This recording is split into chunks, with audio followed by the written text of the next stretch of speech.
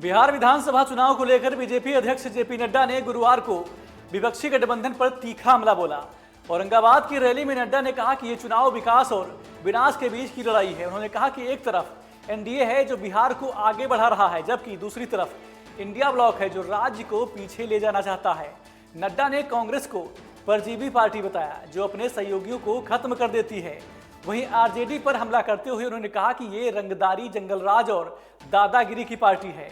उन्होंने चेतावनी दी कि अगर आरजेडी सत्ता में आई तो बिहार फिर से अराजकता के दौर में चला जाएगा। तेजस्वी यादव के रोजगार वादे पर तंज कसते हुए नड्डा ने कहा कि ये लैंड फॉर जॉब्स घोटाले की याद दिलाता है।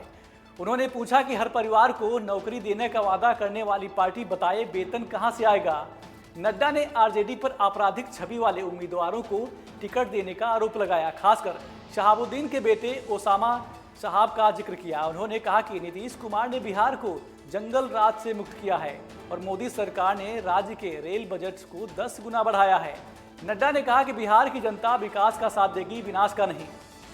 जब मैं विनाश की बात बोलता हूं तो याद करिए, आज न लालू न तेजस्वी ये अपने कुशासन के बारे में एक शब्द नहीं बोलते, माफी तक नहीं मांगी है आज दिन तक, और नीयत अभी भी वैसी ही है।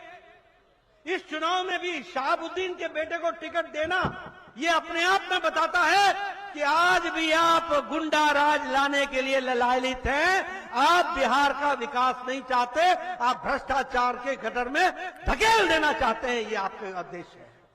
इस उद्देश्य को लेकर के आप चले। क्या हम भूल गए जब एक आईएएस ऑफिसर की पत्नी के साथ जो व्यभिचार हुआ था?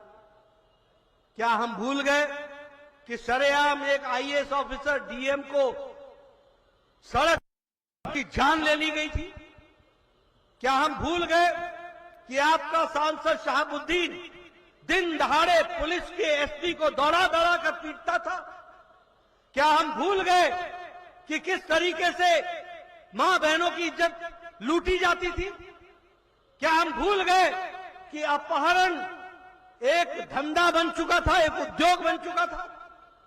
क्या हम भूल गए कि डॉक्टर, इंजीनियर, लॉयर और कोई भी प्रोफेशन में व्यापारी, ये सब लोग बिहार छोड़ करके पलायन कर रहे थे? आज तेजस्वी पलायन की बात करता है, उसे शर्म नहीं आती है? अरे इतिहास पढ़ो, अपने पिताजी का, माताजी का किरदार जानो। तुम्हारे माताजी और पिताजी के समय में किस तरीके की सरकार चली है, किस तरीके से लोग 3 बजे के बाद निकल नहीं सकते थे। अभी रणविजय जी ने आपको बताया है, मैं जीता जागता इसका गवाह हूं।